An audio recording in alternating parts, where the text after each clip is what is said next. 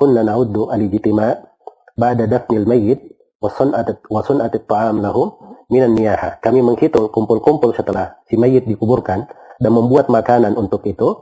Kami menghitungnya sebagai meratap yang diharamkan oleh Rasulullah. Niyah itu meratap dihitung sebagai perkara jahiliyah, sebagai hal yang diharamkan. Iya. Meninggal dunia, maka kita dianjurkan untuk takziah. Takziah itu mendatanginya untuk menghibur mereka dan memberikan bantuan kepada mereka. Adapun kemudian kita sengaja di situ kumpul-kumpul dan makan-makan, maka ini perkara yang diingkari oleh banyak ulama, ya. Dari semenjak zaman sahabat sampai zaman-zaman berikutnya. Ya, kami dahulu menganggap berkumpul-kumpul di keluarga kematian dan makan-makan di sana termasuk meratap. Imam Syafi'i juga mengharamkannya dan seluruh mazhab mengharamkannya. Bukan ayat, bukan hadis.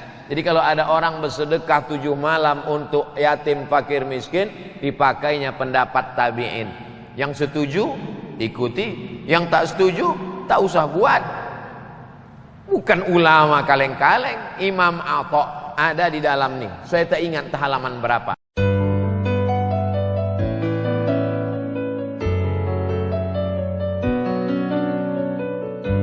Ta'aman li ali Ja'far li'annahu yusghiluhum. Kalau ada orang meninggal, buatkanlah makanan untuk keluarga Ja'far. Ja'far meninggal, istri anaknya susah. Jangan susahkan lagi dia dengan kedatangan kalian.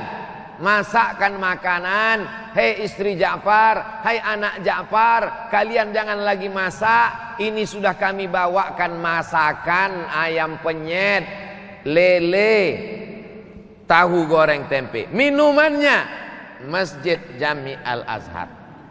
Dia memang setiap 10 menit mesti ada iklan. Begitu aslinya. Jangan sampai orang yang kemalangan itu sudah jatuh ditimpa tangga, diterkam kucing. Maka tradisi nenek moyang kita zaman dulu pun begitu. Di kampung-kampung masih ada. Kalau ada orang meninggal, tetangga sekeliling itu ada yang bawa beras, ada bawa telur ayam. Nanti di dapur itu mereka buat dapur umum. Jadi aslinya jangan menyusahkan.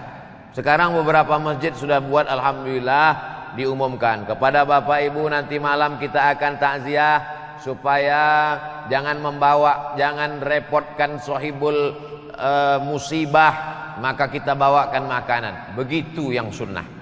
Adapun orang miskin sampai ngutang bubur kacang hijau karena kedatangan kita ikut berdosa. Adapun anaknya kaya, pulang dari kampung, dari Jakarta ke kampung, kepada jamaah sekalian, ini sudah kita sediakan nasi kotak sebanyak 1000, maka dia mesti pidato dalam 2-3 patah kata.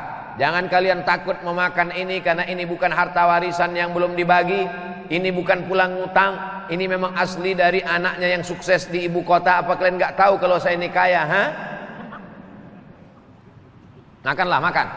Nah, adapun 7 hari dalam Quran tak ada, dalam hadis tak ada, dalam sahabat Nabi tak ada, tapi ada dalam tabi'in. Orang yang jumpa sama Nabi namanya sahabat, yang jumpa dengan tabi'in yang jumpa dengan sahabat namanya tabi'in, namanya Imam Atha. Kata Imam Atha dari kalangan tabi'in, yustahabbu an yutasaddaqa lahu, dianjurkan keluarganya bersedekah makanan untuk orang meninggal itu, karena orang meninggal itu diuji selama 7 hari. Bukan ayat, bukan hadis. Jadi kalau ada orang bersedekah 7 malam untuk yatim, fakir, miskin, dipakainya pendapat tabi'in. Yang setuju ikuti, yang tak setuju tak usah buat. Bukan ulama kaleng-kaleng. Imam Atha ada di dalam nih. Saya tak ingat halaman berapa. Buka-bukalah, nanti dapat lingkar. Oh, ini yang dibilang Ustaz Somad kemarin. Wallahu a'lam bishawab. Assalamualaikum. Waalaikumsalam. Apa pandangan Ustaz? Kali ini saya akan menjelaskan tentang hukum bertakziah. Kalau ada orang meninggal, kemudian tetangga kanan kiri datang bertakziah. Maka kemudian bagaimana sebenarnya hukum bertakziah yang kemudian kadang ahlul musibah atau sohibul musibah itu menyuguhi makanan, kopi, dan lain sebagainya. Karena ada memang yang tidak mau melakukan demikian itu, sehingga ketika ada keluarganya meninggal ya sudah, tidak boleh berbuat apa-apa. Seakan-akan punya paradigma begini. Jadi sudah dapat musibah malah dirugikan. Padahal tidak ada yang dirugikan kalau apa yang menjadi tradisi di Ahlussunnah wal Jamaah itu. Karena memang niat sedekah untuk kepada almarhum atau almarhumah yang sudah meninggal. Nah, bagaimana takziah yang menjadi tradisi itu?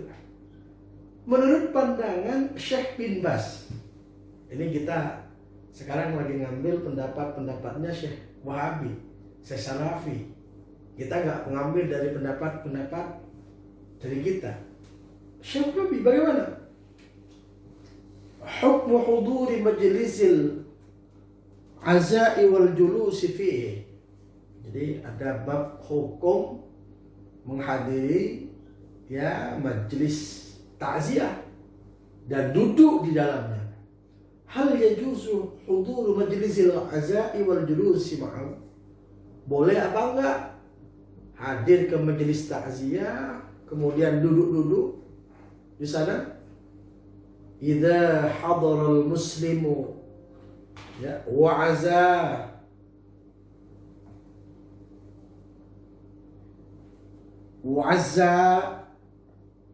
ahlal mayyit fadzalika mustahabun. Kalau kita duduk ke tempat orang yang kena musibah, orang yang keluarganya meninggal dunia, ya, bertakziah kepada ahlul mayyit, fadzalika mustahabun, disunnahkan menurut beliau. Lama fihi minal jabri lahum ta'ziyah, karena itu ada unsur memberikan semangat, memberikan kebahagiaan ya kepada ahli kubur. Ya minimal lah kita datang, ya sabar, ini ujian, sabar, ini musibah dari Allah Subhanahu wa taala. Karena enggak ada orang datang takziah itu kemudian memberikan kabar duka kepada ahlul mayyit sebagaimana yang berkembang itu. Tidak ada, semua datang memberikan support, bahkan memberikan sesuatu kepada ahlul mayyit. Maka menurut beliau Syekh bin Baz ini mustahab pun dong, disunnahkan. Nah sekarang bagaimana kalau disuguhi kopi dan lain sebagainya? Ada sebagian orang saking terjangkitnya paham bid'ah, minum kopi, teh, air mineral di tempat di mana ia bertakziah, tidak mau sama sekali, itu bid'ah katanya. Yes, sadar. Oke lah. Tetapi ini ada ungkapan dari Syekh bin Baz. Wa idza syariba indahum ya finjan qahwah atau syai atau tatayyub fala ba'sa ka'adatin nas ma'azwari. Kalau ternyata orang minum kopi ya teh dan lain sebagainya dengan para pentakziah duduk bareng-bareng sebagaimana fala ba'sa ka'adatin nas, tidak masalah kata beliau, boleh. Kalau tidak masalah berarti kan tidak ada larangan di situ. Saudara, Syekh bin Baz yang mengatakan demikian. Maka kalau dipertentangkan ya tidak masalah, tapi antum yang bertentangan itu bertentangan dengan Syekh bin Baz. Disinilah ayo kita gali ilmunya Allah Subhanahu wa taala. Bukan berarti ana maksa antum untuk sependapat, tidak, tapi yuk kita hadirkan ilmu-ilmu ini secara baik. Umat memilih mana yang sudah kuat dengan tradisi itu, ya sudah, gak usah diprovokasi untuk tidak melakukan tradisi yang sudah dijalankan yang menjadi warisan ya para pendahulunya. Mari teguhkan ajaran Ahlus Sunnah wal Jamaah.